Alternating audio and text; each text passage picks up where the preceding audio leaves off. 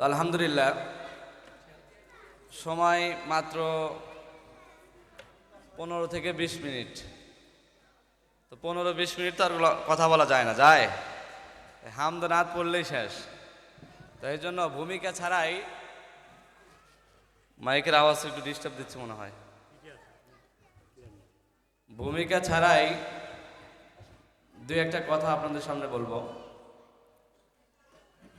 আলহামদুলিল্লাহ আলহামদুলিল্লাহ নাস্তাঈনুহু ওয়া নাস্তাগফিরুহু ওয়া নু'মিনু বিহি ওয়া নাতাওয়াক্কালু আলাইহি ওয়া নাউযু বিল্লাহি মিন শুরুরি আনফুসিনা ওয়া মিন সাইয়্যাতি আ'মালিনা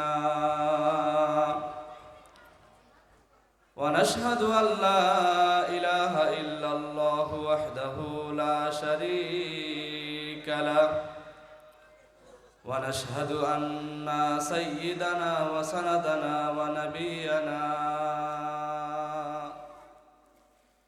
ونبينا وطبيبنا وطبيب قلوبنا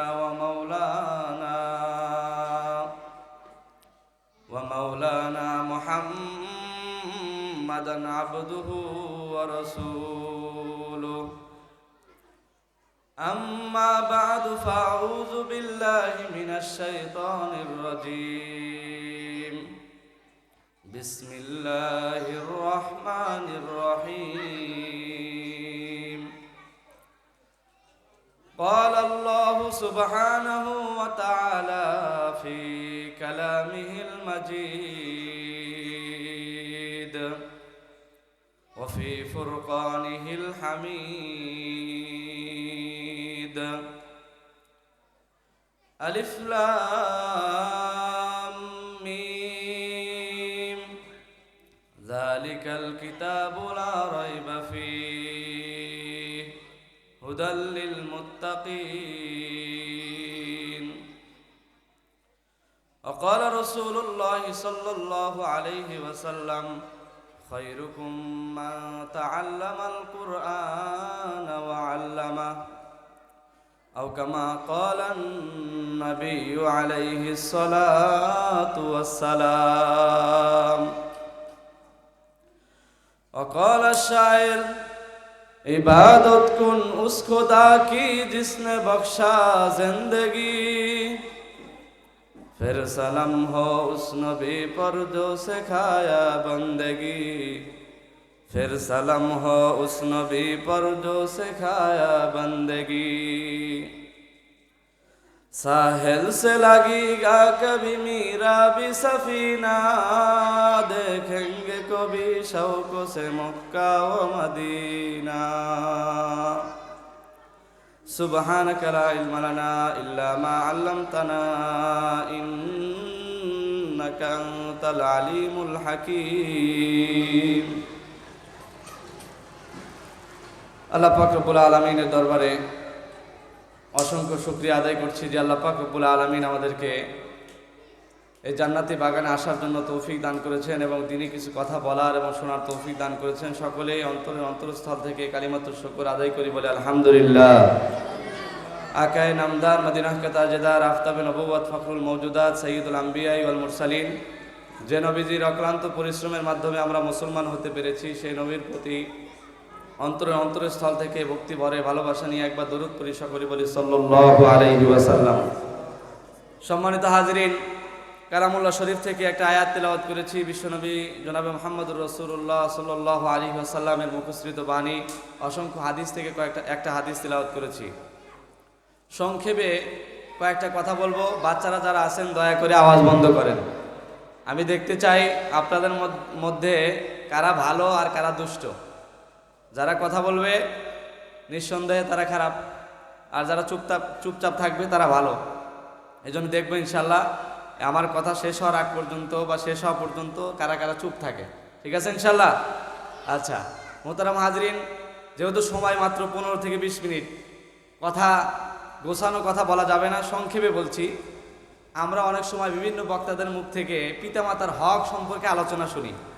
এমন কোনো বক্তার মুখে শুনি নাই, মানে প্রত্যেকটা বক্তাই এই আলোচনা খুবই করে যে পিতার হক কি, মাতার হক কি। কিন্তু কোনো বক্তার মুখে এটা শোনা যায় না যে বাচ্চাদের হক কি। পিতা হওয়ার আগে বাচ্চাদের হক আগে, কারণ বাচ্চা যখন আস্তে আস্তে বড় হয়ে বালেগ হবে, বালেগ হওয়ার পরে তারপরে পিতামাতার হক ওই বাচ্চার উপর আসবে। কিন্তু বালেগ হওয়ার আগেই, বাচ্চা জন্মগ্রহণ করার আগেই বাচ্চার কিছু হক পিতামাতার উপর আছে না নাই? অবশ্যই আছে, কিন্তু আমরা আলোচনা করি না। এই জন্য আমরা 5টা বিষয় আজকে আলোচনা করব, যে একটা বাচ্চার প্রতি পিতামাতার 5টা হক রয়েছে। কয়টা হক? সবাই একটু আমার সাথে বলেন, কয়টা হক? বিশেষ করে ছেলেরা যারা আছেন তারা একটা আওয়াজ করলে তো অসুবিধা নাই, আপনারা আমার সাথে জবাব দিবেন। কয়টা হক? 5টা।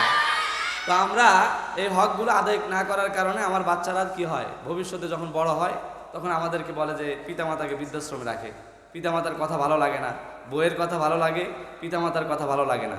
বুজরুক বাড়িয়া আমাদের হুজুর বললেন, জুমার নামাজ পড়াই বগুড়াতে, নামাজের শেষে, যেহেতু জুমার নামাজ পড়াই মানেই বড় হুজুর, নামাজের শেষে অনেকে এসে মুসাফা করে, করার পরে জিজ্ঞাসা করে, হুজুর একটা কথা জিজ্ঞাসা করি আপনাকে। বলেন। আমার একটা ছেলে আছে, অনেক চেষ্টা করে একটা ছেলেই আল্লাহ দিছে, কিন্তু বর্তমানে এসে ছেলেটা এখন আমার কথা আর শোনে না, মায়ের কথাও শোনে না, বরং অনেক সময় পিতামাতাকে মারার উপক্রম হয়। একটা তাবিজ দেন, যেই তাবিজের বিনিময়ে আমার ছেলেটা কি হবে, আমার কথা শুনবে, পিতামাতার কথা শুনবে। আমি তাকে জিজ্ঞাসা করলাম যে আপনি তাকে কি প্রাথমিক যে ইসলামিক শিক্ষা আছে সেই শিক্ষা তাকে দিয়েছিলেন? কয় না, তো ব্রেন টেন ভালো ছিল, তো এই জন্য শুরু থেকে স্কুলে দিছি, এখন সে ডাক্তারি লাইনে পড়াশোনা করতেছে। আমি বললাম ঠিক আছে, এখন যদি আমি 100টা তাবিজ দেই আর ওই তাবিজ বাড়িতে নিয়ে বিলিন্ডারে দেন অথবা বাইটে খাওয়ান, তারপরও আপনার বাচ্চা আপনাকে বৃদ্ধাশ্রমে রাখবেই, আপনার বাচ্চাকে আপনাকে কষ্ট দিবেই, আপনার বাচ্চা তার মাকে কষ্ট দিবেই, কারণ আপনি যে তার হক আদায় করেন নাই। একটা বাচ্চা জন্মগ্রহণ করার আগেই তার 5টা হক আছে। কয়টা হক? 5টা হক। তার মধ্যে একটা হলো জন্মগ্রহণ করার আগে, সেটা কি? 1 নম্বর হক হলো ওই বাচ্চার জন্য একটা ভালো মা সিলেক্ট করা, কারণ মা যদি দিনদার হয় অটোমেটিক পেটে থেকে যেই বাচ্চা আসবে সেই বাচ্চাও কি হবে? দিনদার হবে। আমি সংক্ষেপে বলছি। 2 নম্বর হক হলো, আল্লাহ রাসূল সাল্লাল্লাহু আলাইহি ওয়াসাল্লাম বলেছেন যে যখন বাচ্চা জন্মগ্রহণ করে, ফাল ইউযিনহু ফি উযনিহিল আইমান, ডান কানে আযান দিতে হবে। আমরা বাচ্চা জন্মগ্রহণ করলে মিষ্টির দোকানে দৌড়াই, কথা বলেন ঠিক কিনা? এক দৌড়ে মিষ্টির দোকানে, যে আমার ছেলে হয়েছে, কত মন মিষ্টি লাগবে সব মসজিদে দিয়ে দাও, কিন্তু বাচ্চার যে ডান কানে আযান দিতে হয়, বাম কানে ইকামত দিতে হয়, আমাদের সেই খবরই নেই। এই জন্য কি হয়, বাচ্চার হক আদায় করলাম না, বাচ্চা পরবর্তীতে বড় হলে পিতামাতার অবাধ্য হয়। তাহলে 2 নম্বর হক কি? ডান কানে আযান দেওয়া। 3 নম্বর হক হলো বাম কানে ইকামত দেওয়া। 4 নম্বর হক যেটা, সেই হক নিয়ে আজকে আমি সংক্ষেপে আলোচনা করব। 4 নম্বর হক হলো, আল্লাহ রাসূল সাল্লাল্লাহু আলাইহি ওয়াসাল্লাম বলেন, ফাল ইউআল্লিমহু। 4 নম্বর হক হলো যে ফাল ইউসাম্মিহি ইসমান হাসান, অর্থাৎ বাচ্চা জন্মগ্রহণ করলো, ডান কানে আযান দিলাম, বাম কানে ইকামত দিলাম, ইকামত দেওয়ার পরেই তার জন্য একটা সুন্দর নাম রাখা, সুন্দর নাম রাখা, কারণ নামের একটা প্রতিক্রিয়া আছে। হাদিসের মধ্যে আছে, ইন্নালিল ইসমি লা তাসিরুন, নামের একটা কি আছে? প্রভাব আছে, প্রতিক্রিয়া আছে। কারণ নাম যদি ভালো হয় অটোমেটিক তার মধ্যে সেই গুণগুলো চলে আসে। একটা বাচ্চার নাম যদি আপনি রাখেন জামিল, অটোমেটিক তার মধ্যে জামিলের যেই গুণটা, সেই গুণটা চলে আসবে। আপনি যদি বাচ্চার নাম রাখেন আব্দুর রহমান, রহমানের যেই গুণ আছে সেই গুণগুলো ওই বাচ্চার মধ্যে অটোমেটিকলি এসে যায়। এই জন্য নাম সুন্দর করা। একটা ঘটনা বলি আপনাদেরকে। আল্লাহ রাসূল সাল্লাল্লাহু আলাইহি ওয়াসাল্লাম বসে আছেন, মজমার মধ্যে বসে আছেন, এই যে এরকম আপনারা যেরকম বসে আছেন এরকম বসে আছে সাহাবা একরাম, আল্লাহ নবী বয়ান করতেছেন। বয়ান করতে করতে হঠাৎ করে একটা ব্যক্তি, এক সাহাবী ভিতরে প্রবেশ করলেন। সাঈদ ইবনে মুসাইব রাদিয়াল্লাহু আনহু বলেন, ওনার দাদা মসজিদে নববীতে আল্লাহ রাসূল সাল্লাল্লাহু আলাইহি ওয়াসাল্লামের মজলিসে প্রবেশ করলেন।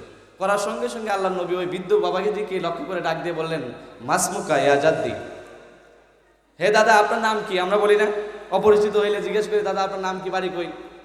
তা আল্লাহ নবী সেই সাঈদ ইবনে মুসাইবের দাদাকে লক্ষ্য করে বলছেন, মাসমুকা, আপনার নাম কি? সঙ্গে সঙ্গে সাঈদ ইবনে মুসাইব বললেন, ইসমি হাজানুন, যার বাংলা অর্থ আমার নাম টেনশন। কথা বলেন নাই? এমনি আরব দেশের ভাষা হয়তো আপনারা বুঝবেন না, বাকি আমাদের ভাষায় সেটা কনভার্ট করতে গেলে আল্লাহ রাসূল জিজ্ঞাসা করছে, তোমার নাম কি? সে কি কয়? আমার নাম। বলেন তো দেখি, যার নাম টেনশন, ও সারা জীবন টেনশনের বড়ি খাইলেও টেনশন যাবে? কথা কয় না, যাবে না। তা আল্লাহ রাসূল সাল্লাল্লাহু আলাইহি ওয়াসাল্লাম ওকে লক্ষ্য করে বললেন, লা লা লা বাল আনতা সাহলুন, তুমি টেনশন না, বরং তুমি একজন সহজ, নাম পরিবর্তন করো, কারণ নামের কি আছে? প্রভাব আছে। তখন ওই ব্যক্তি বৃদ্ধ মানুষ, সে বলতেছে মা নাবি মুগাইরিন ইসমি সাম্মানিহি আবি, আমার বাবা আমার নাম রাখছে, আমার বাবা ইন্তেকাল করছে, এই নাম আমি পরিবর্তন করতে পারবো না, যেহেতু বাবা রাখছে বরকতি নাম, যদিও নামের অর্থ খারাপ এখন বুঝতেছি, কিন্তু আমি এটা পরিবর্তন করতে পারবো না। তো ওই সাঈদ ইবনুল মুসাইয়িব রাসূলের সাহাবী বলেন যে ফামা জালা বাদি আল হুজনিয়া, যার অর্থ হলো যে আমার ওই দাদা যতদিন পর্যন্ত জীবিত ছিল আমাদের বাড়ি থেকে টেনশন কখনো দূর হতো না। তার মানে নামের প্রতিক্রিয়া আছে না নাই? এই জন্য নাম রাখতে হবে সুন্দর। আল্লাহ রসুল বলছেন 4 নম্বর হক হলো ফালিউসাম্মিহি ইসমান হাসানা।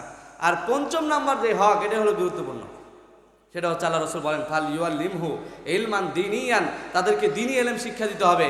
এই যে আজকে আপনাদের বাচ্চাদেরকে এখানে দিচ্ছেন, এই সেই 11টা থেকে নিয়ে অদ্যাবধি পর্যন্ত যে সুন্দর সুন্দর লেখা, জানাজা নামাজ প্রদর্শনী, হাদিস, আসমাউল হুসনা, বিভিন্ন জিনিস আপনাদেরকে শোনাইলো, এরা যদি নাই পারে, শুনাইতে পারছে, তাহলে পারতেছে। এই জন্য আমাদের সকলের কাছে উদারতা আহ্বান থাকবে, আমরা যারা স্কুলে বাচ্চাদেরকে দেই, অসুবিধা নাই, আরে ভাই আপনি স্কুলে দিবেন, স্কুলের বিরোধিতা আপনার করতেছি না, আপনি স্কুলে দেন, আপনার ইচ্ছা, আপনি ডাক্তার, আপনার ছেলেকেও ডাক্তার বানাবেন, কিন্তু প্রাথমিক শিক্ষা আপনার ছেলেকে এমন শিক্ষা দেন যেই শিক্ষাটা হয় যেন দ্বীনি শিক্ষা। কারণ প্রাথমিক শিক্ষা যেমন পেলে নার্সারি 1, 2, 3, 4, 5, 10 পর্যন্ত শিক্ষা হলো প্রাথমিক শিক্ষা। এই শিক্ষা যদি দিনদারি শিক্ষা হয় তাহলে কি হবে? ওই শিক্ষার মাধ্যমে বাচ্চার ভিত মজবুত হবে, দিনদার হবে। ওই বাচ্চা যখন বড় হবে সে কখনো বৃদ্ধাশ্রমে আপনাকে রাখবে না, ওই বাচ্চা বড় হলে কখনো আপনাকে আঘাত দিয়ে কথা বলবে না। এই জন্য মোহতারাম হাজরিন, আমরা আমাদের বাচ্চাদেরকেও বাংলা শিক্ষা দেই, স্কুলেও বাচ্চাদেরকে বাংলা শিক্ষা দেয়। স্কুলে বাচ্চাদেরকে বাংলা শিক্ষা দেয় কি বলে? হাট্টিমা টিম টিম, কথা কয় না, তারা মাঠে পারে ডিম, তাদের খাড়া দুটো শিং। এখন ওই